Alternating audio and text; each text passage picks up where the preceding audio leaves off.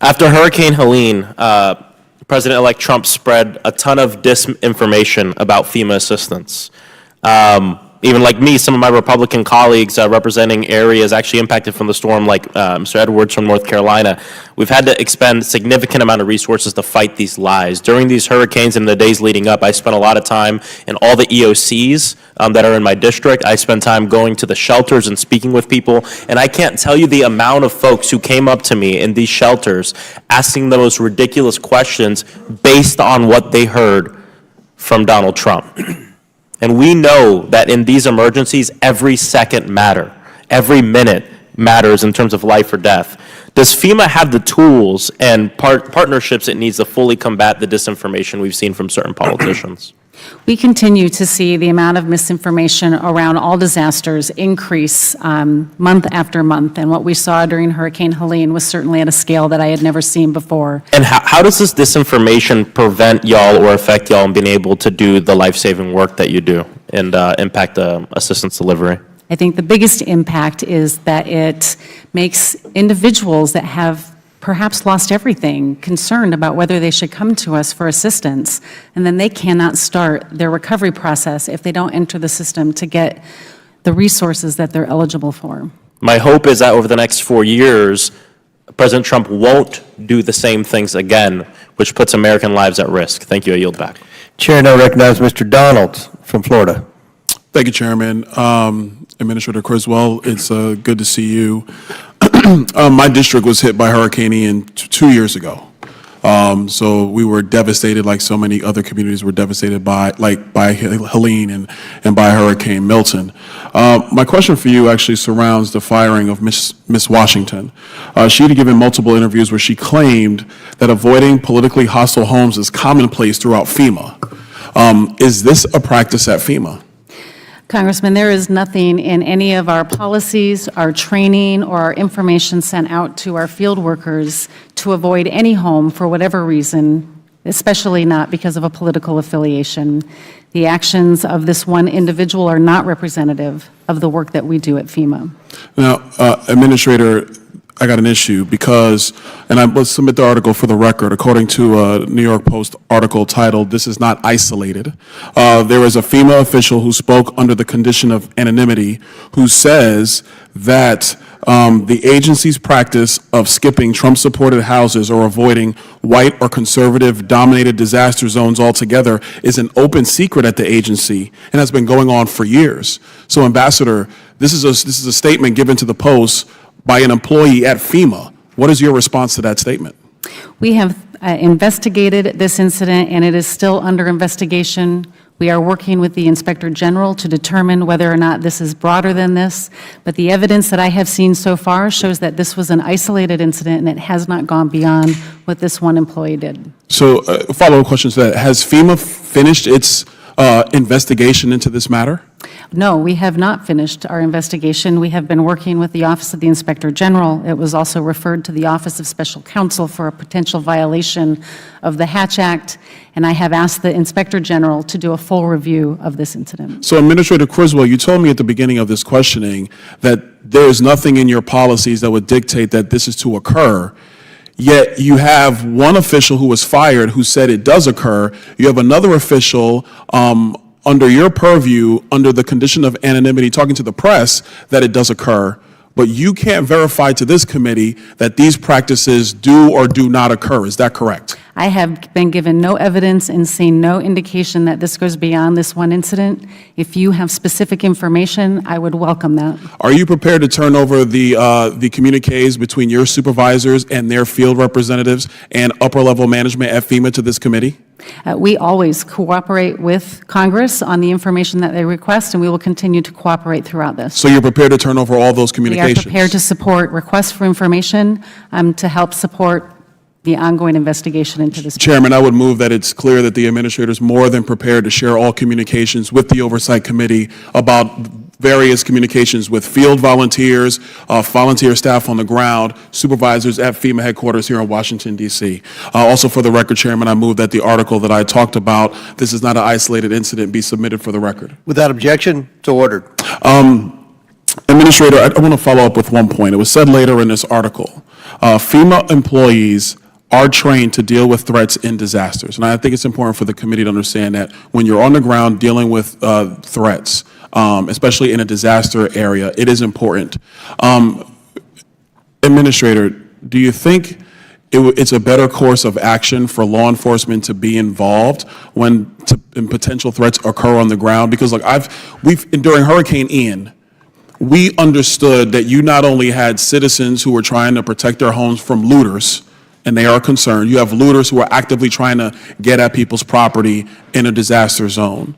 But apparently it appears that you have employees, whether you know or not, who are trying to take matters into their own hands. So wouldn't it be a better course of action to involve law enforcement who is on the ground in a prolific manner? And it's not just local law enforcement. I know from personal experience, it is other law enforcement agencies that are on the ground in support to neighboring communities. Would you agree with that? Congressman, we have seen an increase in the amount of harassment during the response to Hurricanes Helene and Milton. We have been closely coordinating with law enforcement in all of the states that have been impacted, in particular in North Carolina, where we had several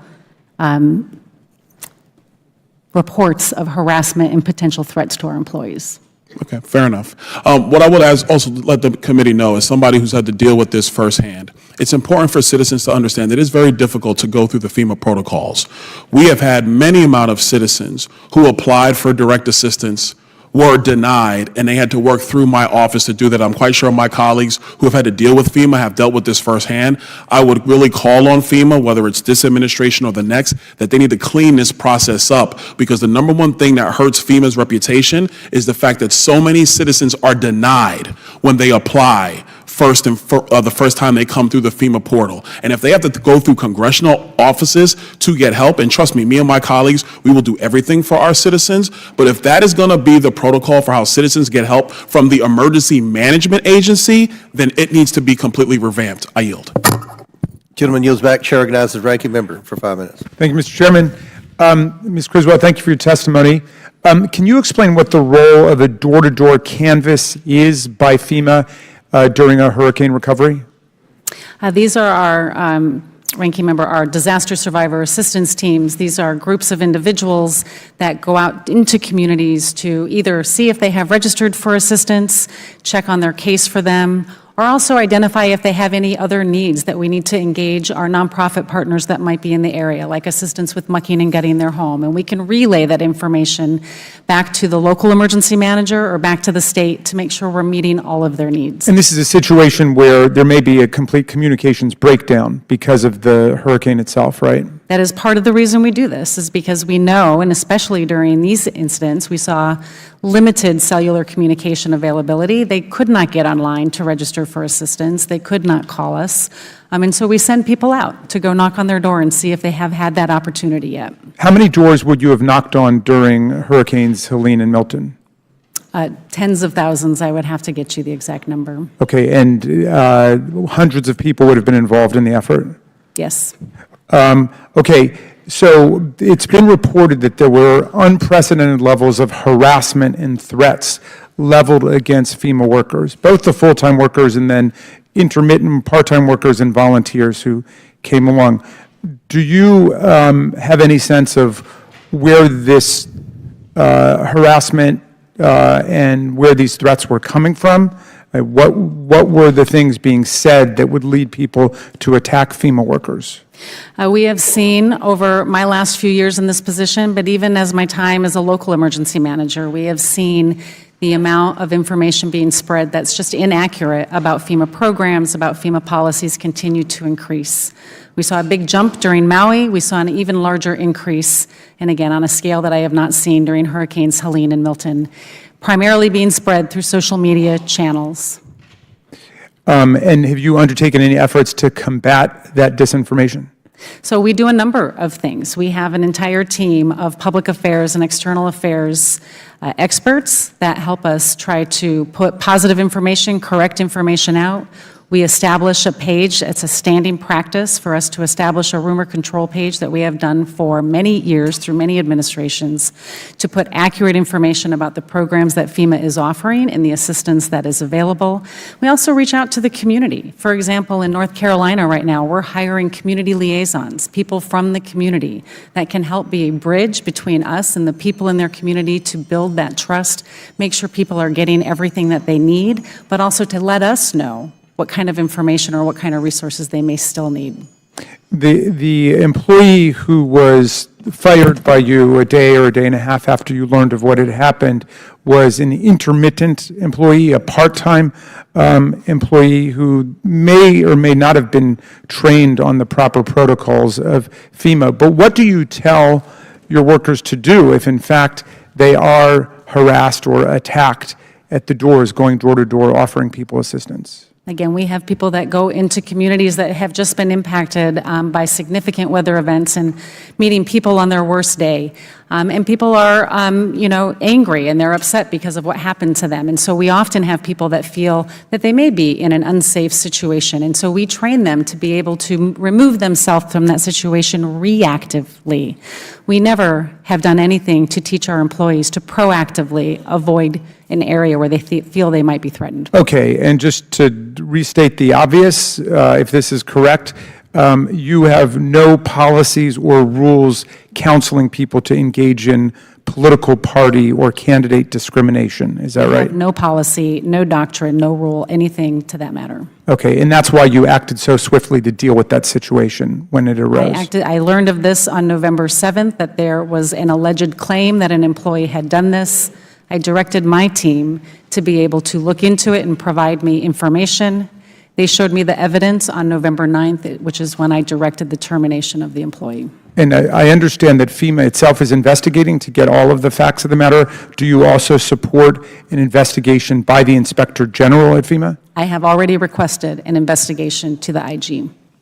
Okay. Well, look, on behalf of the family that stayed with me after the hurricane hit Asheville, North Carolina, and other friends who were affected, I want to thank FEMA for doing your very best on behalf of the American people and mobilizing a strong relief effort. Not perfect, none of them are, but certainly a very serious attempt to address all of the needs that arose.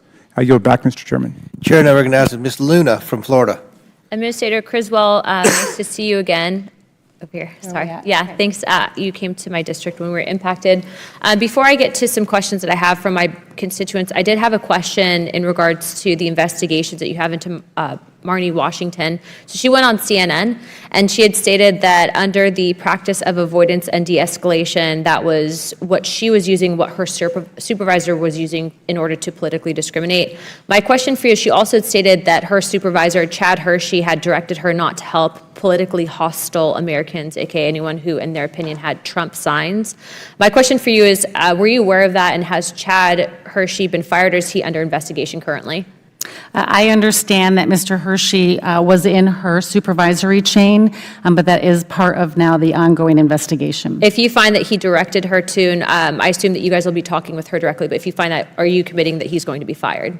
I will commit that anybody who has taken actions to politically discriminate against people that were impacted by this disaster will have the appropriate disciplinary action to include termination. Okay, and then she also had stated on that same interview that this wasn't just isolated in Florida, but under that same de-escalation and avoidance guideline from your field manual that also happened in North Carolina and Georgia.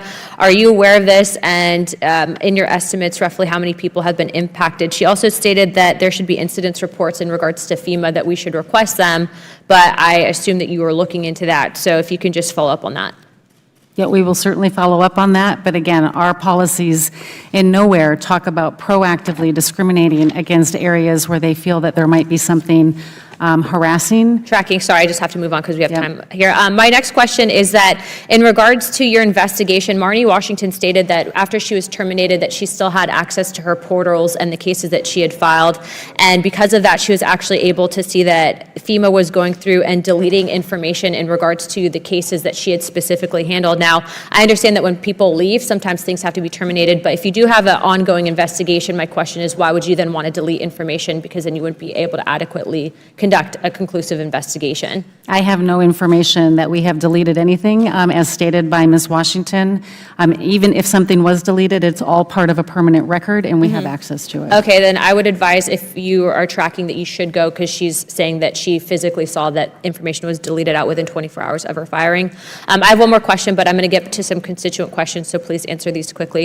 In Pinellas County, where we were hit, we had actually 13 deaths during the first hurricane, but the county has currently had only one DRC and has requested a second DRC with no success. What is FEMA's process for approving additional DRCs when they're requested? We work closely with the State Director of Emergency Management and the county to determine the best place for those. I can follow up with your staff on specifically why we haven't put a second one up. Okay, and we are requesting additional help just because of the amount of claims that we have for that area, so we are going to be following up. Please assist with getting that additional. The second thing is, what is the status of FEMA's flood mitigation assistance program? The NFIP program has seen a significant amount of claims as a result of Hurricanes Helene and Hurricane Milton. As you will see in the supplemental request, we are asking for debt relief for the National Flood Insurance Program so we can continue to pay on those claims.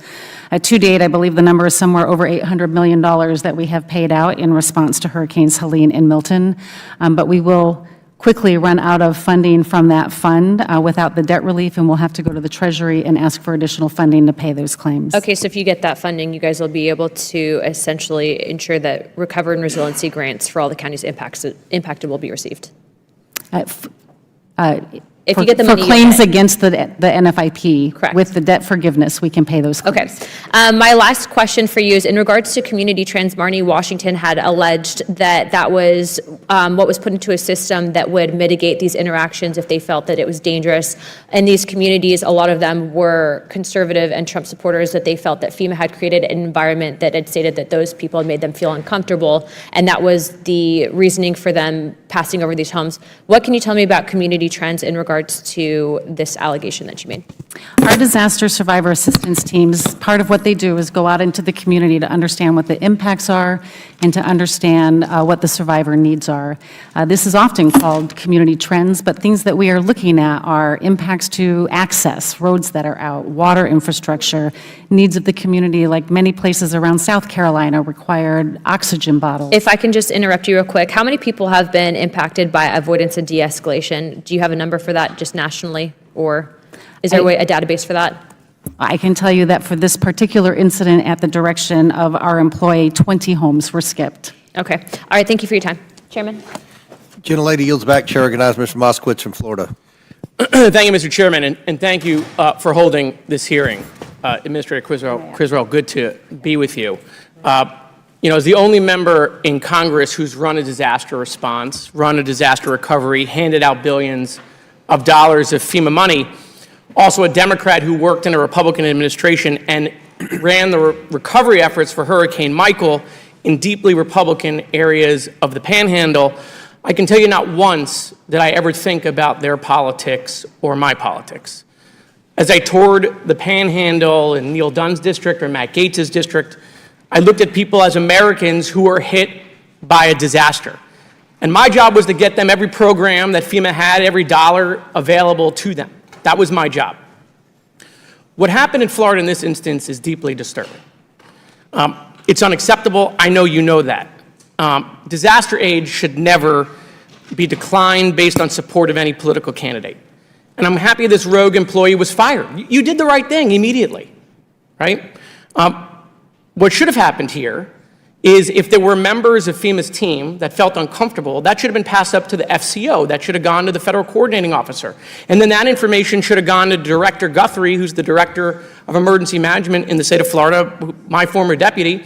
And then they could have made sure to identify those homes and gotten them the information. But that's not what happened. There was a clear breakdown here. And so you should do an investigation to make sure that something like this doesn't happen again. Every emergency manager in the country during COVID, yourself included, I'm sure, was worried about the politics of disaster aid changing. We saw it happening in real time. And we were really worried, about how that would go into future disasters. As the world is becoming more partisan, the world is becoming more divided. You're seeing it here in the country, we were hoping that there'd be a force field around FEMA. But that's not the case. I know the people at FEMA are exhausted, okay? Talent is retiring. They have a rotating door because of the burnout rate from disasters. That's not just in this administration. I talked to the previous 2 administrators during Donald Trump's administration, and it was the same problem because of all the disasters that are happening and the burnout rate that exists. My own agency lost 200 people after COVID because they were burned out. Every problem that my colleagues brought up, and they're right. Chairwoman Fox is right. Anna Paulina Luna is right. All of the problems that they brought up with FEMA, those issues about programs and being denied, this is not new. This has been going on for a while. It happened in the Trump administration, right? Because here's one of the things that I'm going to say that no FEMA administrator will tell you while they're FEMA administrator, but the last 2 Trump administrators will tell you, previous administrators will tell you when they leave the job, is that Homeland has become too big. It has become too big. I got to work with Joe Lieberman. The idea of Homeland was a great idea. It's still a good idea. But never did anyone envision that the bureaucracy would become too big. FEMA can't make the changes you want them to make, whether it's Ms. Criswell or the next administrator that Trump appoints. They can't. Homeland won't let them because there's 30 people around a table, right, trying to figure out what to do in the agency. So for the people at DOJ, if Vivek and Elon are listening, you need to look at Homeland. You got problems at Secret Service, guess where that is? Homeland. And so what I'm saying is that don't look at Administrator Criswell or this FEMA administration or in this Biden administration. If you think there are issues in FEMA that you want to fix, I'm letting you know these issues go back decades. They're not new. They're not. And so I do want to say one more thing because I think it's tremendously important for my colleagues across the aisle and my Democratic colleagues. It is so important that we don't allow FEMA to become politicized and that we don't allow disaster aid to become politicized. Laser beams do not start fires in California. We cannot guide where hurricanes go. And you know what? You know who's amplifying that stuff? Foreign accounts. Other countries are amplifying that stuff on social media to divide us, to divide Democrats and Republicans. They want us fighting over disaster aid because it helps their goal. We can't participate in that. We shouldn't amplify that. So, Mr. Chairman, I thank you for having this hearing. We should have this hearing. But I want you to know that these issues that you're bringing up are not issues of today. These are issues of yesteryear. And so I will work with anyone across the aisle on fixing these issues within Homeland. And with that, Mr. Chairman, I yield back. Gentleman yields back. Chair now recognizes the chairman of the Judiciary Committee, Mr. Jordan. Thank you, Mr. Chairman. Administrator Criswell, is Ms. Washington lying to us? Ms. Washington has... She said it's common practice. You said it's reprehensible and isolated. Both statements can't be true. So someone's not giving us the facts, and I'm kind of trying to figure out who's not telling the truth. The actions that Ms. Washington took were unacceptable. Well, you had another employee. Now, they remain anonymous, but I think one of my colleagues pointed this out earlier. A FEMA official who spoke on condition of anonymity said Ms. Washington likely received, quote, very clear guidance from her supervisors. Is that person lying too?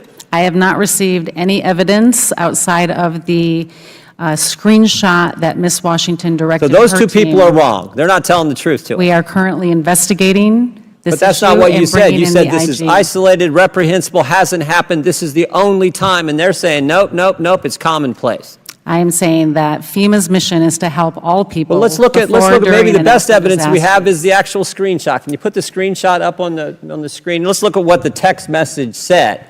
The text message said, implement best practices. Like, this is the best practices. We're going to implement them. And they talk about making sure you're going in pairs or with more than one person, avoid the Trump homes, drink your water, take your towel, coconut waters. So stay hydrated, walk with someone else, and don't go to the Trump homes. It seems pretty common and matter of fact in the actual evidence we do have, the text message itself. But you're still saying Miss Washington and this other person aren't telling the truth. When I received this text message, it was not in accordance with the way we conduct business at FEMA, and I directed Even though it said best termination. practices, even though it said stay hydrated, which everyone would agree with, even though it said go in pairs, which everyone would agree with, even though it said bring a towel, make sure you're covered. I mean, it said coconut water is the best way to stay even though it said all those practical things, the part about avoiding the Trump homes, that's not a best practice, that's not commonplace. Is that what you're saying? That is nowhere in our policy, and I can't speak to I'm the not saying it's in your motivations policy. behind what Ms. Washington did. But it was, okay, now, and her supervisor is this Mr. Hershey. Have you talked to him and to find out if he knew this was happening? I understand that he was in her chain of command, and this is under investigation. Have you talked to there's 13 people on this text message. Have you talked to all 13 of those individuals? This incident is under investigation. That's not what I asked you. I Office- know it's under investigation, and we know how investigations work when it's done inside the agency. It takes forever. I'm asking, did you talk to the 13 people on this best practices text message? The Office of Professional Responsibility has taken this, and they are following appropriate protocol to investigate. Is the Inspector General looking at it as well? And I have asked the Inspector General to take a look at this. I Any welcome their idea review. when they're going to talk to these 13 people since you have it? Have you talked to, how about you personally? Have you talked to any of these 13 people? I have not talked to them You have not talked to personally. any I of them? have an entire team that focuses on this investigation, and that's what they're doing. Seems to me it's part of a mindset that's in government. And this is the scary part, because I think it's broader. And you don't have to take my word. Take it what people have said. I mean, this reminds me, we've talked about this many times, but I can think of, well, actually the same person, let's go back to that, the same person who said that this likely received very clear guidance, this other FEMA official, also said this: I've heard from other entities who are serving in North Carolina that there was clear guidance to be mindful, quote, of the types of people who are in Western North Carolina.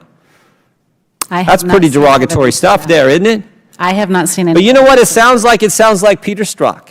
Peter Strzok, when he said, oh, I just went into Walmart, I can smell the Trump supporters. Sounds like Joe Biden when he said, oh, the garbage I see is the Trump supporters out there. Sounds like the guys the Democrats had, the professor the Democrats had testify back in 2019 in the impeachment.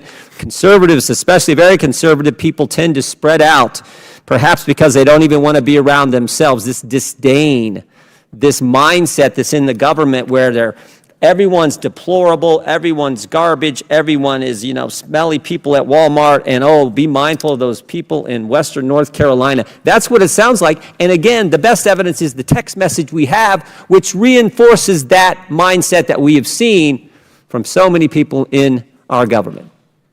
The actions directed by Ms. Washington are unacceptable, and when I received this text message, I directed her termination. Do you have any idea who this other, who this other official is? I do not, and if you have that information, Congressman, please share it. I don't have it.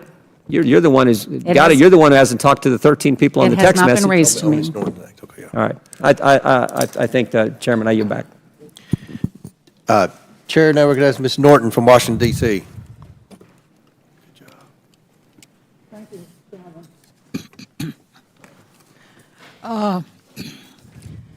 Administrator Criswell, I understand that in the weeks since Hurricanes Milton and Helene, FEMA has provided more than $1.6 billion in assistance to more than 910,000 households. FEMA has also delivered more than 16 million meals, 18 million liters of water, more than 3,000 rolls of blue roof sheeting, and more than 700,000 gallons of fuel to the communities devastated by these hurricanes.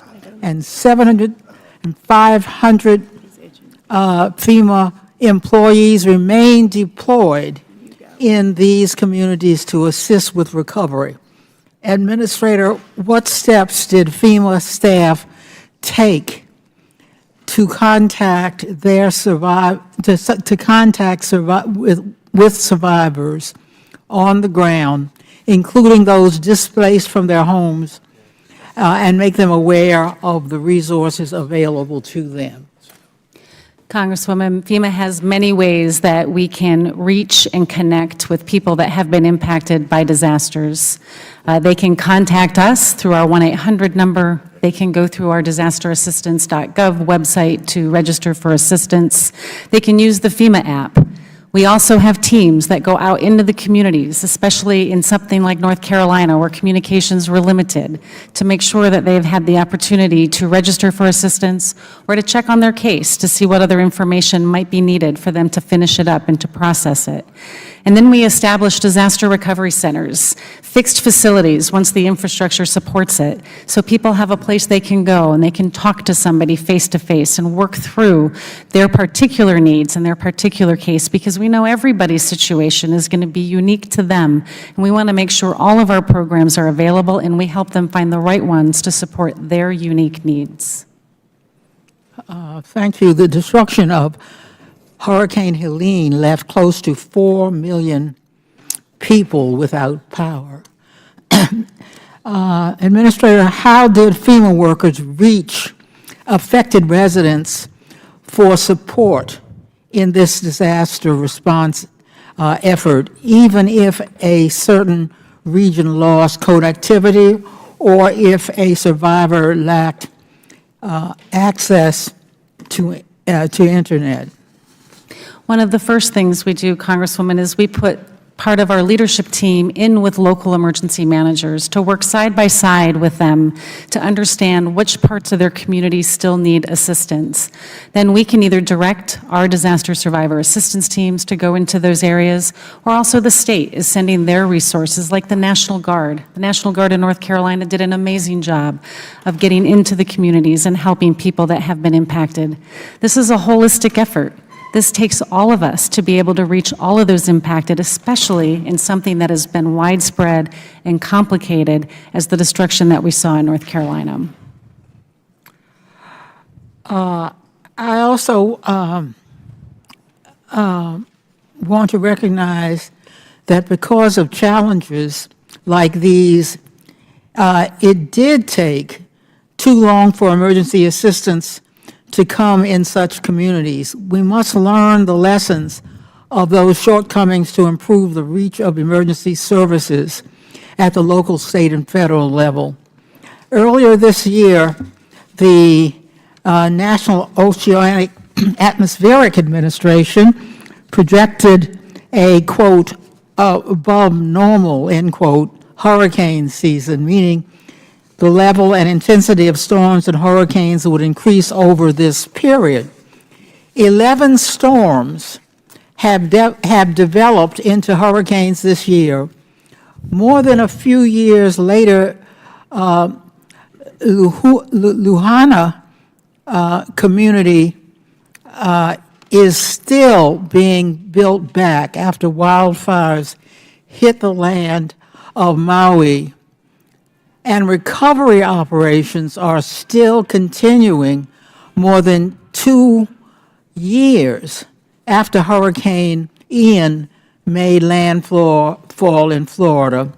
Administrator Criswell, what can Congress do to make it easier for FEMA to support long-term recovery efforts and assist with future disasters that strike the United States? Congressman, we have 2 pieces of bipartisan legislation that would be very beneficial to our ability to help communities: the Disaster Survivor Fairness Act and the Management Cost Modernization Act. And I understand that I'm over the time, but I'd be happy to talk more about those 2 pieces. They would be critical in changing the way we help survivors. I commend you and FEMA's thousands of staff from across the country who left their homes to deploy to communities in need and provide them with assistance in the face of destruction, trauma, and loss. And I yield back. Chair now recognizes Mr. Gosar from Arizona. Thank you, Mr. Chairman. Just like last night, the White House requested an additional $98.6 billion for disaster relief, with $40 billion marked for FEMA. Although it was created to provide relief from disasters, FEMA has now become the Biden-Harris administration's star student in political persecution. In October, FEMA intentionally violated the civil rights of American citizens in response to Hurricanes Helene and Milton.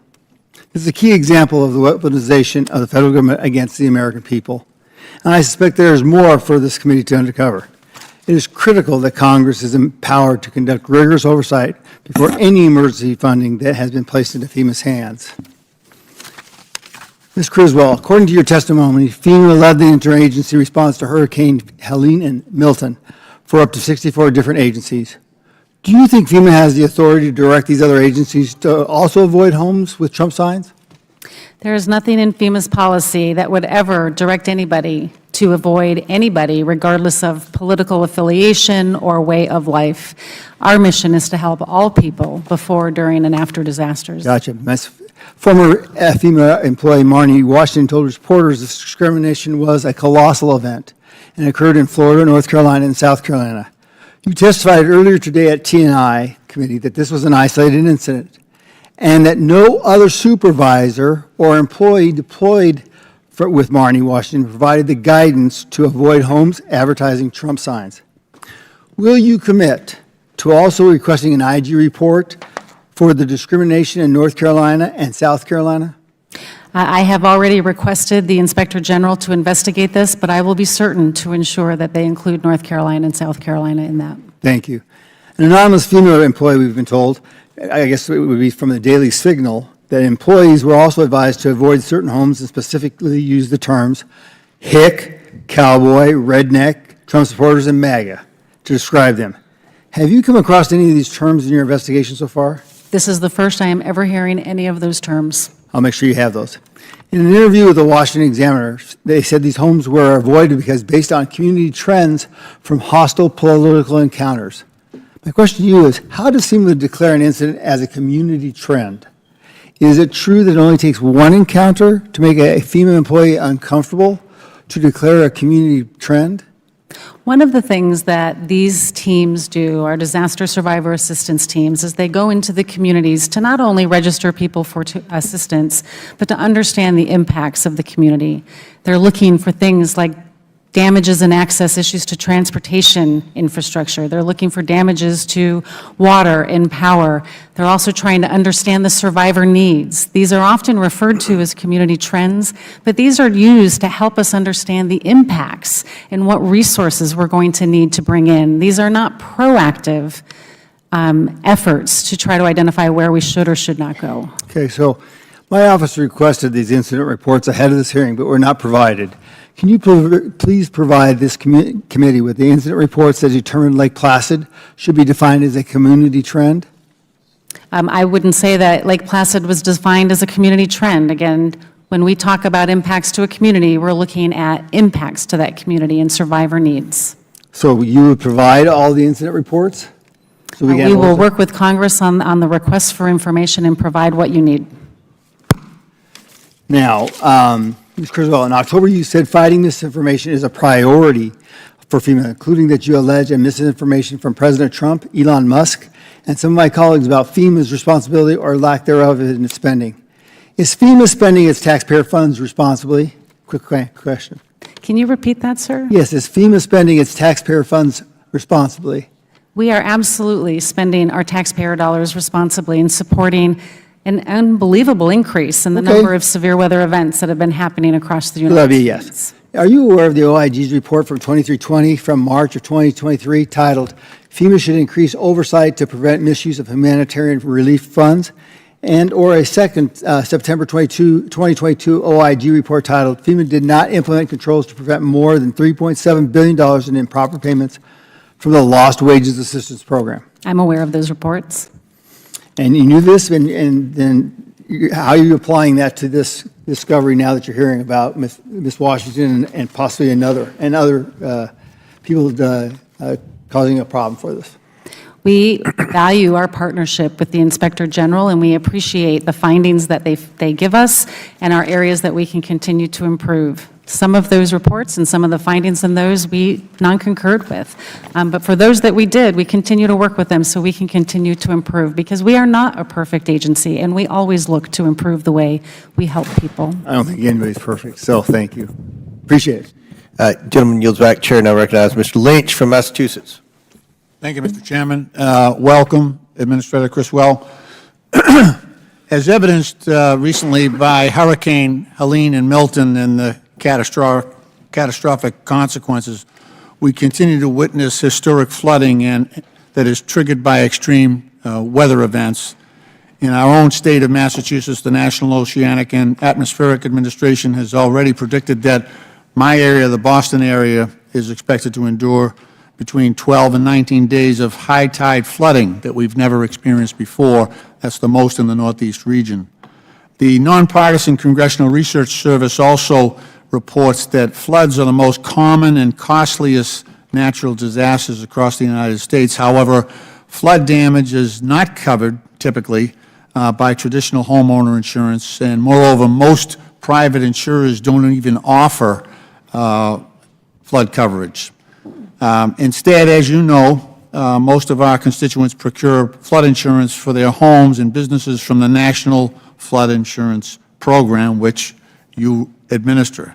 It's a federal government program that provides more than $1.3 trillion in insurance coverage and 4.7 million policies to residents, mostly in flood zones, in over 22,000 communities nationwide.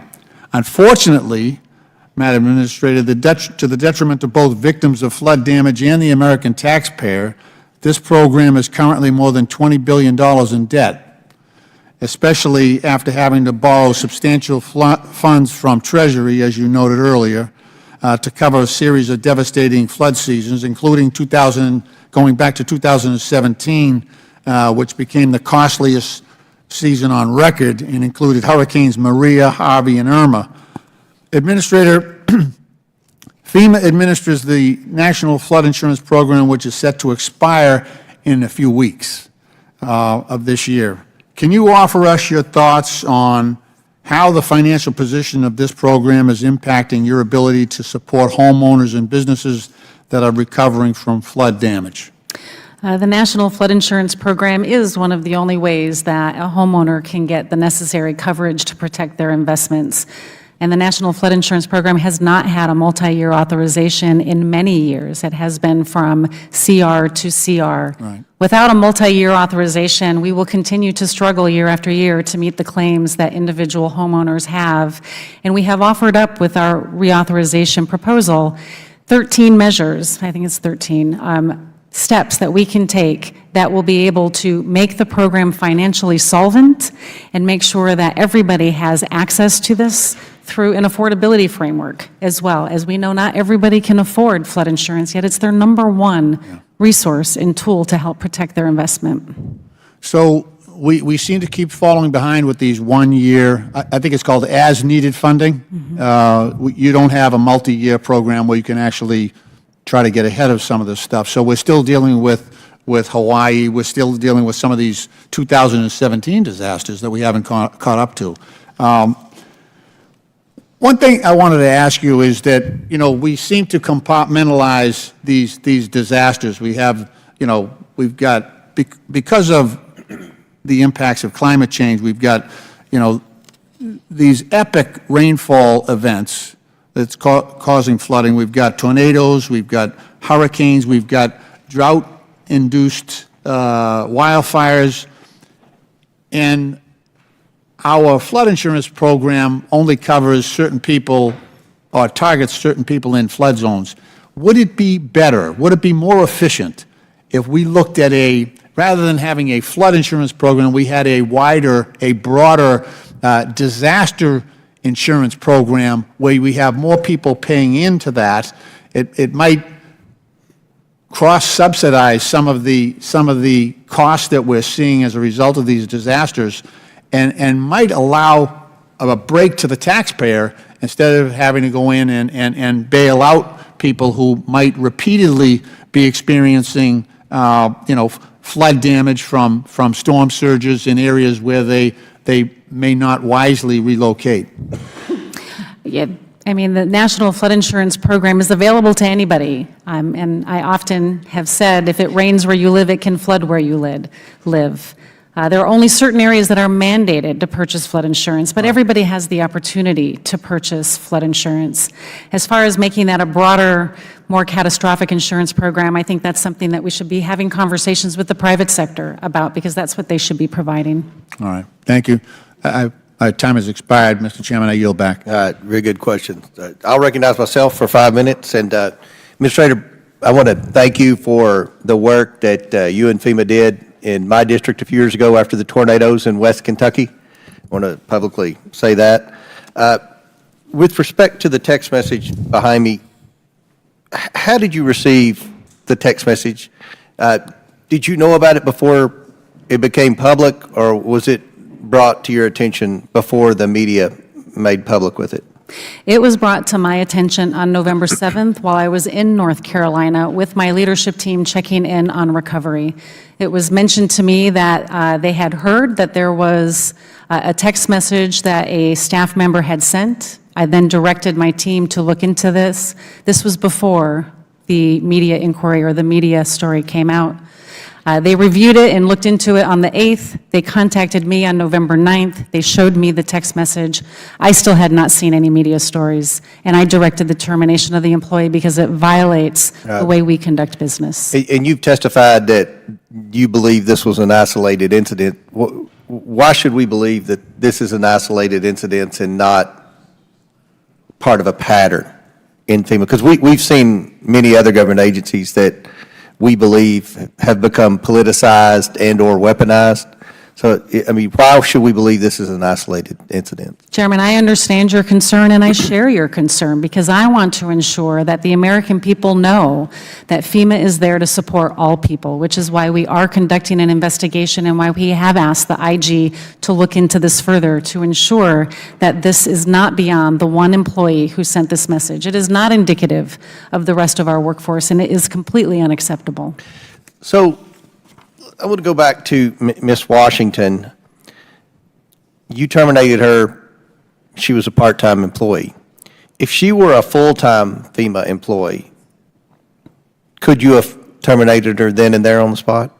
We definitely have more flexibility within our intermittent employee HR practices, but we would have been able to take the necessary action to remove her until a full investigation had been done. So, how likely would it have been that her termination would have been overturned because she would have been a full-time civil servant and been protected by the civil servant merit laws, tenure laws, whatever you want to call it? Given the text of this message, it's very clear that this was an unacceptable type of behavior, and I don't believe it would have been overturned. I think the system worked. Well, we're going to find out with a lot of federal employees that we believe should be held accountable for bad behavior. And that's one of the huge issues in this election, and this is going to be a priority for the new administration, and this is a role that this committee is going to play moving forward to try to work with the Trump administration, work with Elon Musk and Mr. M. Swamy to try to make government more efficient. So we'll see. We certainly believe that people, regardless of their party, regardless of their status in their years of service in the federal government, regardless of their ideology, if they've done wrong, then they should be held accountable. And I think the American people agree with us, and I think that was a huge issue in the election a few weeks ago. I want to switch gears and talk about FEMA, and I think a lot of people, myself included, often wonder what is the role of FEMA. So if a hurricane or a tornado or a natural disaster happens, I believe FEMA should be first on the scene. I believe that they, should be in charge of obviously rescue and recovery to ensure that, to help coordinate, to ensure that people have food and shelter. And then, of course, the big role I believe FEMA plays is debris removal to try to help coordinate, to get the power going, to get the roads cleared and things like that. A lot of people wonder, what then? What else is FEMA responsible for? Because I know when we had our issues in West Kentucky, people were thinking that if they didn't have insurance, that FEMA was supposed to come in and pay for that. Can you tell this committee and the American people who are watching this what exactly FEMA's role is the second a natural disaster happens, whether it's a wildfire out west, or whether it's a tornado in the Midwest, or whether it's a hurricane on the East Coast. What is FEMA's responsibility from start to finish? And how long should that take? I think the best way to start that, Chairman, is the fact that all disasters are executed at the local level, they are managed at the state level, and supported by the federal government, and that's where FEMA comes in. In this particular incident, I contacted governors before the storm made landfall in all of the states that were impacted, encouraging them to ask for a pre-landfall emergency declaration. What that does is it allows me to pre-position resources. And these aren't just FEMA teams, these are the federal government. It gives me the ability to direct other members of the federal government to come in and be able to respond to those immediate life-saving needs as needed after a storm passes. For these events, we pre-positioned resources from Florida up to North Carolina and into Virginia to support those immediate needs. And we do that at the support of the governor. We have teams that are embedded with the governor sitting side by side who are also communicating with the local emergency managers, the local first responders to know where those needs are so we can direct our resources to the areas that don't have enough. These all start and end with that local first responder, and they did amazing work in those first few hours after these storms passed, and our teams on the ground immediately, the search and rescue teams from across the federal government, were there doing life-saving activities as the storm were passing all of these states. We then support through mission assigning other federal agencies like the Army Corps of Engineers to help assess what the needs are going to be for debris removal, or at the request of a local jurisdiction to actually do the debris removal if they don't have the contracts to do so. And then we continue to support the stabilization of those lifelines, being able to reimburse communities if they put in a temporary bridge or if they've done something to, in the case of Asheville. And the time's expired, but what's the normal time length for this? What do you have an objective when you go in and say, all right, this is when we hope to be finished? Do we hope everybody's paid? And do you have, is that ever a factor or an objective? All disasters are definitely unique. My objectives and my timelines are in that response to make sure that I have teams on the ground before landfall, that they are engaged during and after landfall, and then when the governor's team tell us that the incident stabilized, then we demobilize those response teams. Chair recognizes. Mr. Chairman, I just have a UC request on some ahead. relevant articles. One published in The Hill, September 30, 2024, titled Georgia Governor Kemp Praises Biden's Hurricane Helene Response Amid Trump Criticism. A CNN article, October 7, titled DeSantis and Biden Speak on Storm Recovery After Reports GOP Governor Had Not Returned Calls from President and Vice President. And 3, a CNN article, October 3rd, titled Fact Check Amid Bipartisan Praise for Biden's Hurricane Response, Trump Falsely Claims Reviews Are Universally Negative. Without objection to order, Chair recognizes Mr. Christian Morte from Illinois. Thank you, Chairman, and thank you, Administrator, for your service. I want to show you a visual. Do you recognize this picture? I do not. Good. It's an atmospheric research facility in Alaska that, believe it or not, conspiracy theorists allege is a mind-controlling weather machine. And one of the conspiracy theories out there is that somehow FEMA controls the weather. And I assume that you, as the administrator, do not control the weather, right? I do not control the weather. And you don't use secret machines to control hurricanes to target certain places in the United States, right? Correct.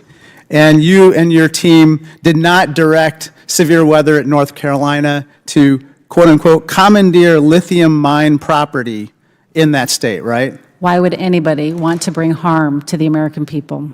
And you would not direct severe weather to target anyone of a particular political party, right? Never.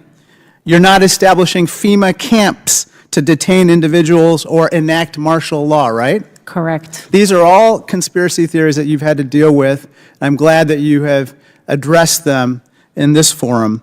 Now let me talk about stuff that's true.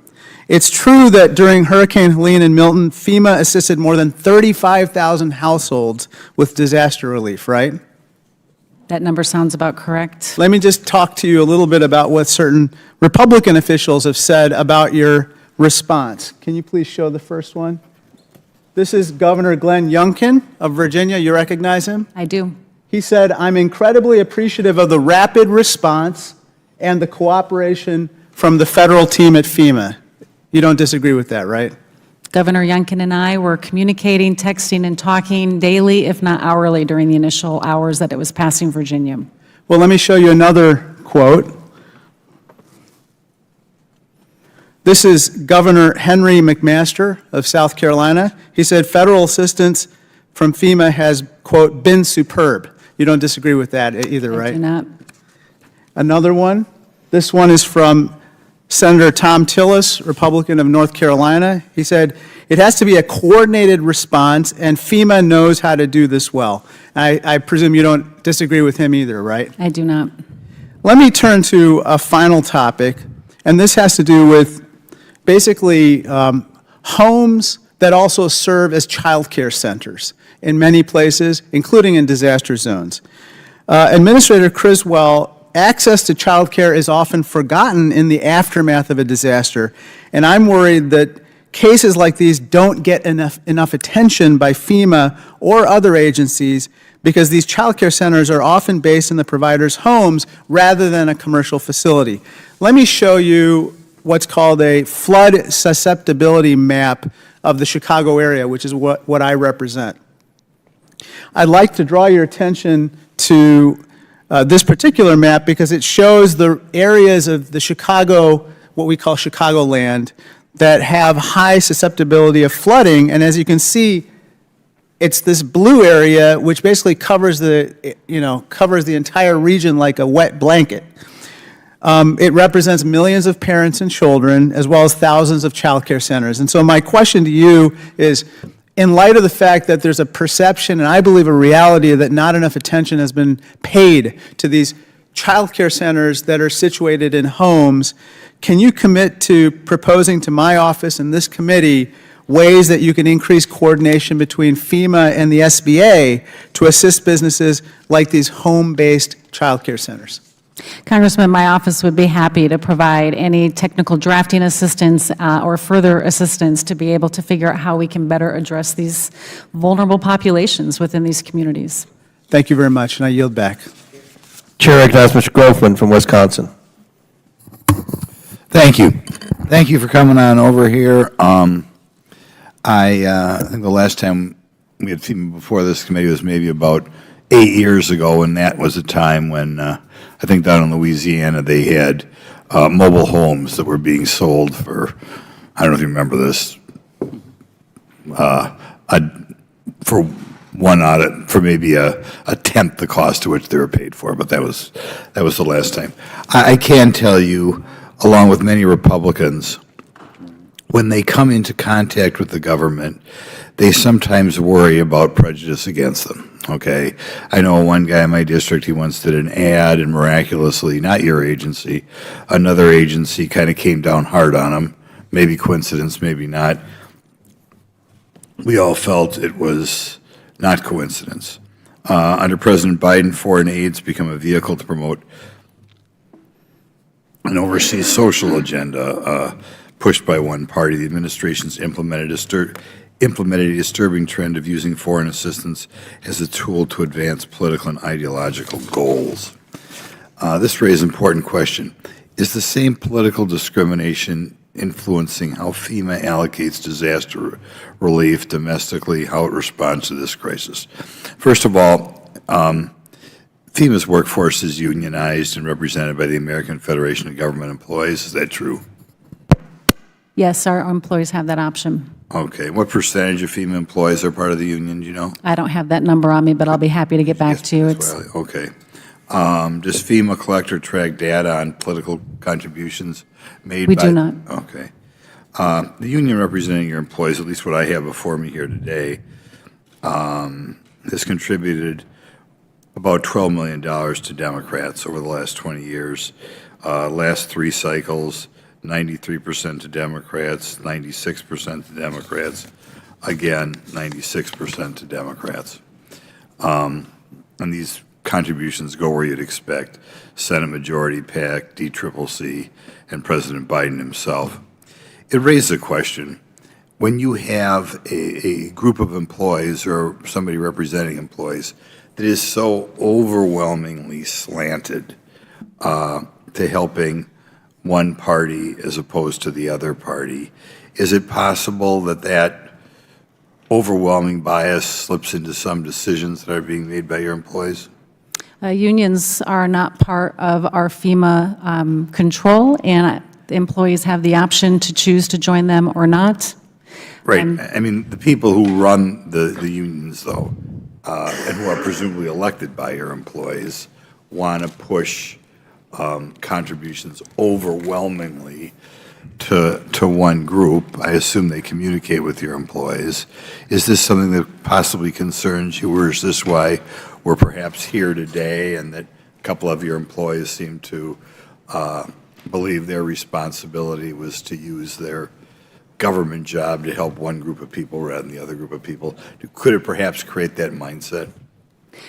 Congressman, it is just unacceptable that any FEMA employee would tell any part of our organization to not support an individual that was impacted by a disaster because of a political yard sign. Right. I'm just not saying you see what I'm saying? But, you know, it'd be one thing if it's 50-50. But when it's like 95% to one party, 96% to one party, does that create an environment perhaps of a dislike or even hatred of the political party that they're not giving money to? Because, of course, this union, they presumably communicate with their employees, this is who you should be supporting, blah, blah, blah, blah, blah. I sometimes wonder if that atmosphere comes a little bit from these one-sided slanted unions. Again, employees have a choice of whether or not they want to join a union or not. Not all of our employees are part of that union, and regardless, it is unacceptable, regardless if you are in a union or not, to discriminate against a disaster survivor because of a political sign in their yard. That's not who we are. I'm really glad that Chairman Comer is having this committee. Are you aware of anything you're doing to make sure this sort of thing does not happen in the past or in the future, given the overwhelming political slant of the union that represents your employees? So you're talking about anything I've done with the union or this event in Specifically to make sure this is not going to happen again. Yep. Specifically talking to your employees and say, we realize you have a union that apparently really dislikes Republicans. Yep. What are you doing to make sure that that doesn't flop over into how they dole out the government largesse? Yeah, so immediately upon the termination of the employee that made this direction, I sent out an email to the workforce letting them know what is expected of them and that we serve all people. I have been in this job for 3.5 years, and my focus has always been on putting people first, and that's all people. We have also conducted refresher training for all of our staff that are in the field, explaining to them what we expect of them again, so there's no misinterpretation of how we support people that have been impacted from disasters. And we will continue to work at the IG on the investigation on if there's any other factors related to this particular incident. Thank you. I'm sure this is something that they'll be talking about for the next 15 years. Chair, now recognize Mr. Mfume from Maryland. Thank you, Chairman Comer and Ranking Member Raskin. I want to thank the Administrator for being here today. And I want to associate my remarks with those of the Ranking Member, Mr. Raskin, in his opening statement. Madam Administrator, you've got a tough job. And I've tried to sit here and to listen to what you say and how you say it. And my gut tells me that you are a good person with a good heart who wants to do good things for your nation. I think that if there is a disconnect here, it might be the fact that you can't make everybody underneath you good people, even though we'd like for them to be that way, because we take pride in our federal workforce, the fact that it is not a political workforce. Every now and then, there becomes a possibility where something terrible can happen. And we all know that 2024 has been a trying year for various agencies throughout the government dedicated like yours to protecting and providing for Americans of all walks of life. Your agency has done a good job in providing resources, at least what you have, I might add that, in very difficult situations in a number of different communities. That conclusion is not mine alone. It comes from governors, other members of Congress, mayors across the nation. That being said, I would be remiss if I did not, in a deliberately redundant way, go back and address this report of a FEMA employee who were allegedly foregoing visits to homes that had Trump signs displayed. Now, regardless of whether that employee was following a FEMA policy or not, it's a sad day, quite frankly, anytime. We've realized we've reached such a state in our government where people are making decisions based on their own partisan beliefs when they're in a nonpartisan role of providing service and providing it to everybody. And I must say that every disaster is not even a natural disaster. In my own city of Baltimore, we had a major bridge collapse, the Francis Scott Key Bridge. And we're still struggling to try to find a way to deal with that. And that's been since March 26 when it collapsed. The Port of Baltimore was forced to close, as you know. Longshoremen and longshorewomen were let go without work. Small businesses were impacted. We mourned the lives of those 6 persons who died on that bridge that night. And as we do in every disaster, we did not check to see which political party they favored.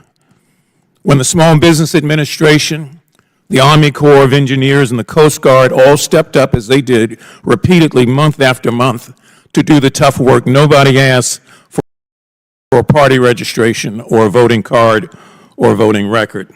So we know that incidents like that are going to happen again. But what we, I think, have to be very firm in is our belief that emergencies should never have a party and that disasters ought never be partisan. I expect that we're going to work together on this. I would strongly suggest, though, that as I listen to the interview that journalist Roland Martin did with the person in question, I'm still scratching my head trying to figure out if, in fact, she was told by someone who is full-time, who may have taken an overreach in a disaster with a lot going on, to say, by the way, you can skip those homes. I don't know that she necessarily would have done it on her own. As you know from the interview, she's not a Democrat, she's not a registered Republican, and she did not even vote. So I'm still hoping that at some point in time your request to the Inspector General will be taken seriously, and he will start to look at what's going on. We need facts in this committee more than anything else. And I'm going back to the comments of my colleague from Florida who mentioned the overall Department of Homeland Security and suggested that that is where the problem lies, because it's so massive and people are not doing what they ought to do when they ought to do it to ensure integrity. I'm going to meet with him later today on the floor because I want to know that. He's worked in that capacity, so he should know what he's talking about. So I would just hope that as we move forward here, to the extent that you can provide this committee and all the members of this committee with additional details, that would be helpful. I'd like very much to know what the IG's response to you is going to be.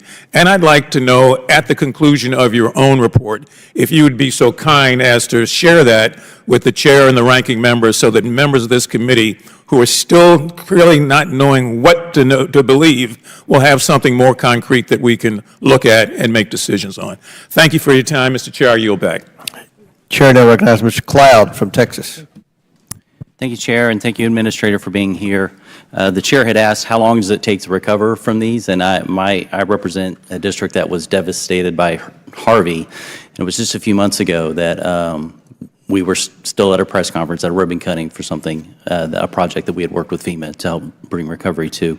So obviously our hearts and minds go out to all those devastated in these past 2 hurricanes and what those communities and the families are going through right now. I wanted to ask you about, Representative Donalds mentioned that Ms. Washington says that she thinks this isn't an isolated incident. Of course, we have the New York Post article that talks about a FEMA official who went on and said that avoiding white or conservative-dominated disaster areas was an open secret within the agency. You state that there's nothing in the policy and I will say, I've been in enough of these, and that's the expected answer from any administrator. Of course, it's not in the policy. It's from our standpoint, it's not the policy that we're concerned with. It's not in the policy for the IRS to target conservatives. It's not in the policy for NIH to fund gain-of-function research. It's not in DHS policy for them to release foreign terrorists into our land, but they are. It's not policy of the FBI to target school teachers or people of faith, but all this is happening. And the common response is, well, it's not in the policy manual. Well, we're concerned about the culture. And I do not think that it's in a stated policy or in the culture to specifically say, skip over Trump signs. But I am concerned about if there's not a proactive response to make sure that that isn't clear within the culture, that kind of attitude should not be accepted at all. And I will point to this. FEMA's current strategic plan lists 3 goals. The first goal is to instill equity. We know that these DEI initiatives have had a discriminatory aspect in it. We've seen a lot of companies now having embraced it out of altruistic means, but understanding that what they do is they ask us to discriminate proactively. One of the things it mentions is this plan lists racial minorities, even religious minorities, as individuals who should be the beneficiaries of equity. So I would ask you, who's a religious majority, or a racial majority? Does FEMA make decisions about resources distributed according to these policies? Because this is in the strategic plan. And so whatever your case is on this, you're asking your employees to make distinguishment between individuals as opposed to just meeting a need. I tell people all the time in our office, we don't care who you are, we don't care what your voting record is, we don't care your background, your whatever. When you walk into our office, as many offices here, even across the aisle, we're here to help and to help get your case through. I think that should be the very clear standing of FEMA, and I would encourage you to revise your strategic plan and rid it of all the DEI. We'll be addressing this actually in a markup, I think, tomorrow. But if you could do that, I think that would go a far way to making sure we have a proactive culture to where it's very clear so these isolated incidences don't pop up. Because what we didn't see in that text thread was any pushback on that either. And that should have been clear, like, no, we're not about that. That's not what FEMA's about. And I would encourage you to do that. I did want to ask about a couple things, because sometimes I've noticed, and I don't think this is the intent, having had my own experience with FEMA, but sometimes it seems that the process gets in the way of the people. And I will point in our own district, most of our district's rural. Sometimes you'd have a grant for $500,000 for a rural community. They're having to go through the same sort of process that in a large metroplex, somebody with a $20 million project is going through. Very often it was point of contacts were very difficult. I know one place that had 7 site visits. It was a different team every time. They had to start the process over and over again because staff kept changing and these sorts of things. I was talking to someone even yesterday, and I've had a number of conversations with someone who's on the ground in North Carolina trying to help. And they listed a couple instances where you have people come out in the community, they put some resources together. They're trying to respond while FEMA's getting there and other resources, agencies are getting there. And FEMA would go in and they would, for example, be hosted in a place. FEMA would come out and rent out the place from underneath the people who are already doing recovery work. And they would confiscate the resources that were in that place and basically take over and kick the people out. There was this one group that basically were hiding their resources now because that had happened to them 3 times already. And so I would also caution you, there's other instances too where you have people trying to go and rescue and do recovery of their family, of their friends, of their neighborhoods who they know are trapped on a mountain, for example. And FEMA workers would stop them and prohibit them from going in to rescue them.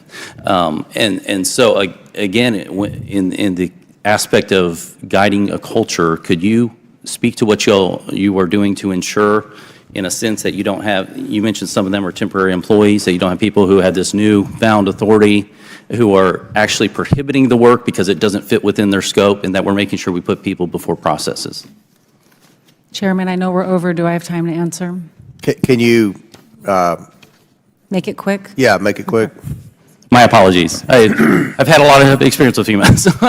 Yeah, Congressman, I mean, first, I just want to address that the equity as a foundation of emergency management is part of my strategic plan, because I think it will also address some of your concerns, because I share your concerns. And when I was a local emergency manager, both in Colorado, but as well as in New York City, what I have experienced is the barriers that people have, good working people have, in trying to access the assistance that's available to them. And when I came into this position, my goal was to try to remove those barriers and make sure that everybody had access.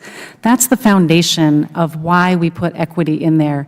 It wasn't a DEI initiative. It was about making sure all people can access Religious the programs. minorities, distinguishing between religious minorities There's a and majorities. definition, as in the executive order, that is listed in there because that is the executive order. But our view on equity is making sure that Why would you we even have ask? consistent and fair treatment of all people, and making sure that nobody is left behind. That has been our goal, and we have made transformational changes in our own policies and our regulations to help assist more people. And we've been able to provide more aid in the last 3 years because of these changes, because we focused on making sure that there were no barriers that we haven't before. Gentleman's time's gone way over. Chair now recognizes Ms. Ocasio-Cortez from New York. Thank you so much, Mr. Chairman. You know, I think some of the points made earlier today, that disaster response and relief is historically and continues to be genuinely an area of bipartisan work, and my hope is that we can continue to protect these programs. In fact, one of the things that was brought up earlier, Administrator Criswell, was the National Flood Insurance Program, the NFIP.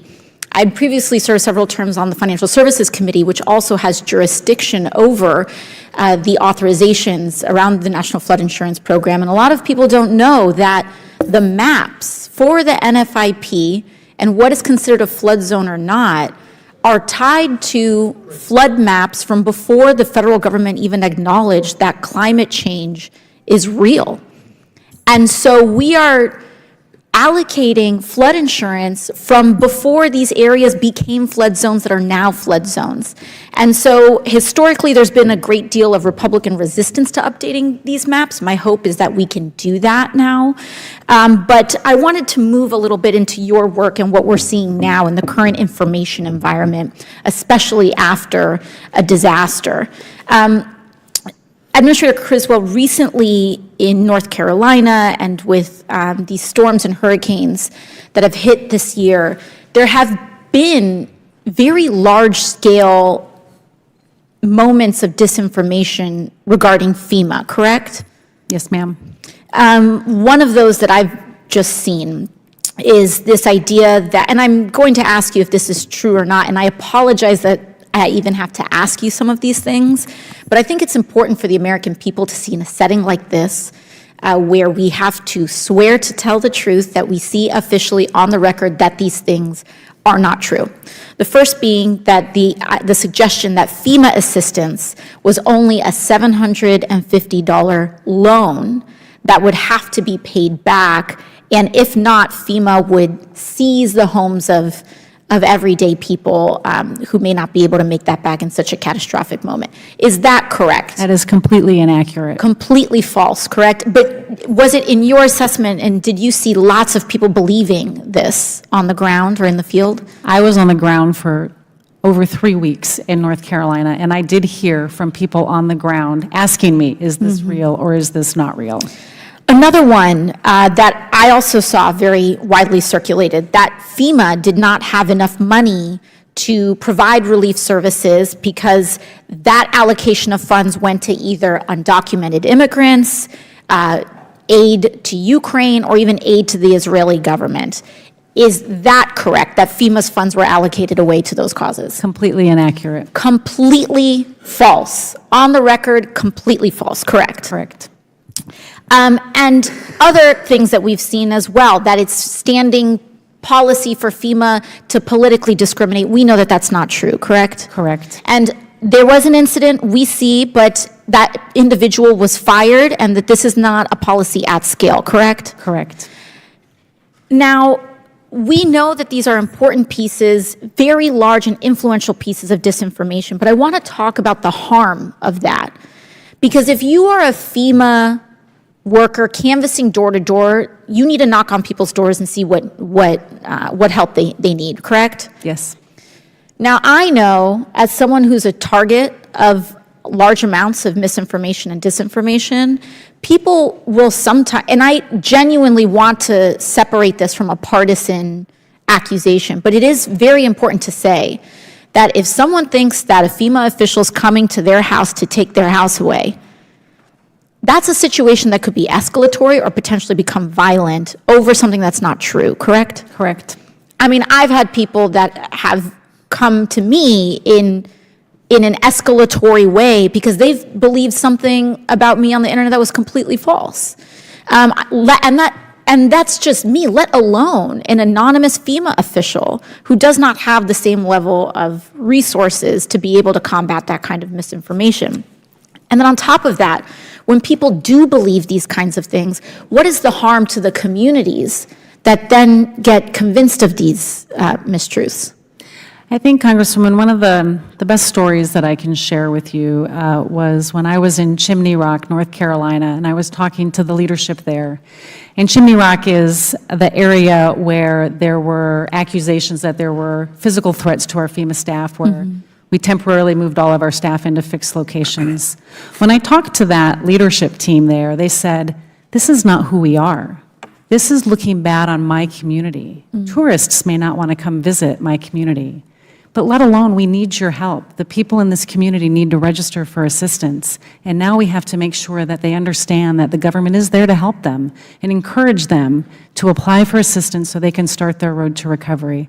I think that is a really good example of how it not just impacts an individual, but impacts an entire community and their reputation and who they believe they are, and now who the public writ large thinks they are. Got it. Thank you very much. Gentlelady's time's expired.